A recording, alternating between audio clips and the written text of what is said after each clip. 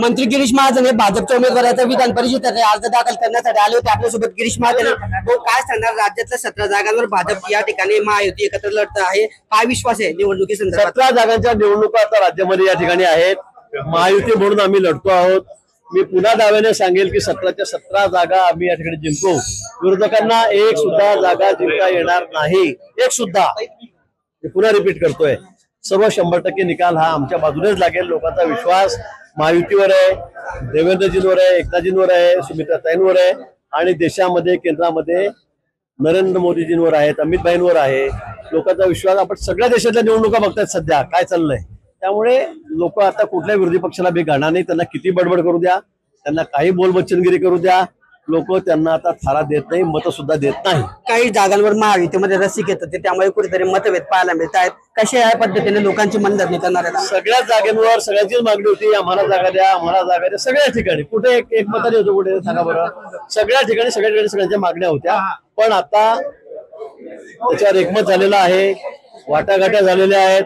11 जागा भाजप लढते आहे, 4 जागा आमचे एकनाथ साहेब शिंदे आहेत, त्यांचा पक्ष लढतोय, शिवसेना लढतोय आणि सुमित्राताईंना 2 जागा आहेत राष्ट्रवादी काँग्रेसला. त्यावर एकमत झालेलं आहे. आता आम्ही सगळे मिळून या ठिकाणी 17च्या 17 जागा जिंकून आणू.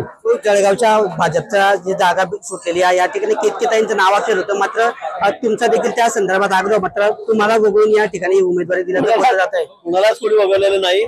सगळे सगळे सगळे सगळे निकष लावून सगळ्या मेरिटवर, म्हणजे सगळेच मेरिटचे होते. खरं म्हणजे 4-5 उमेदवार सगळे मेरिटचे होते, जुने होते, केतकीताई फक्त नव्या होत्या.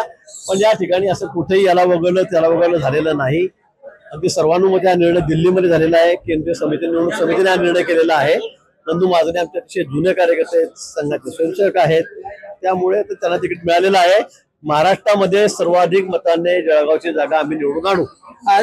सर्वाधिक मतांनी या ठिकाणी जळगावची जागा निवडून आणू असा विश्वास मंत्री गिरीश महाजन यांनी व्यक्त केला आहे. किशोर पाटील, TV9 मराठी, जळगाव.